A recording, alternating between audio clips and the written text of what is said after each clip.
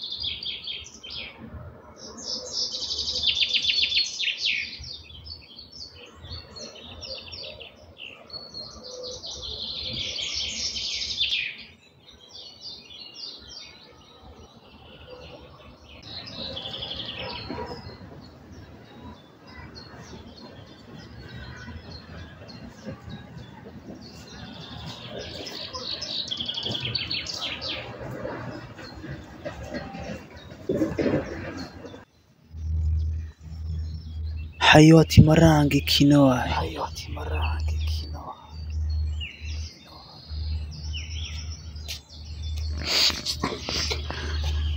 یا الله قشر پرشتم که برا بیا قشر پرشتم که با امروز آفتابی که راحت میکنی چشمات میزنه میفرد بشینی دام میگیری یه طبیعت الله این خیلی بزیبای دلها را مفتون کردگی آن بهشتی که خداوند تعریفش در قرآن کرده است او چگونه باشه چگونه منظره های زیبا داشته باشه که براش اینقدر بنده های صالح جانش فدا کردند. آنها بهشت رو میخواهند. یک دست به نمازیم و یک دست به جام، گه مرد حلالیم و گه بنده حرام.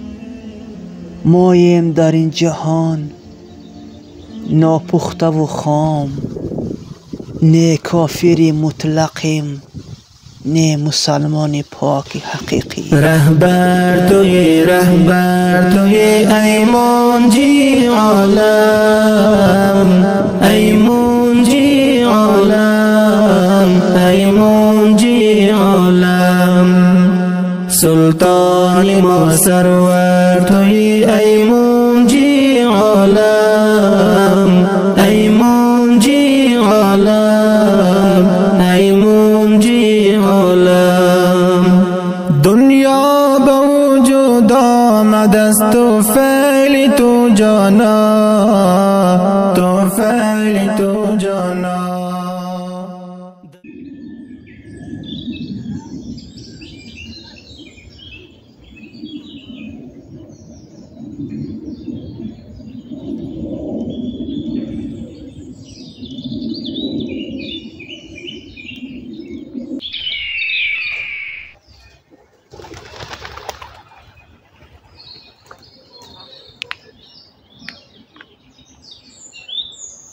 کویه گذشته را به یاد بیاریم.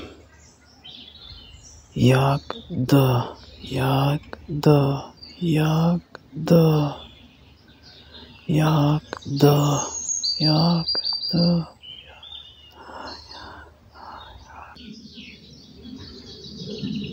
پنجاه و یک، پنجاه و دو، پنجاه و سه، پنجاه و چهار، پنجاه و پنج، پنجاه و شش، پنجاه و هفت، پنجاه و هشت، پنجاه و چهار پنجتمه. هر کس که مرا میشناسه، مرا دیده جوانی مرا هیچ وقت به یاد نمیاره، هیچ وقت باور نمیکنم و به این روزا برسم. خیلی مانده شدم، شلپر شدم. این جوانی دیگه بده باور که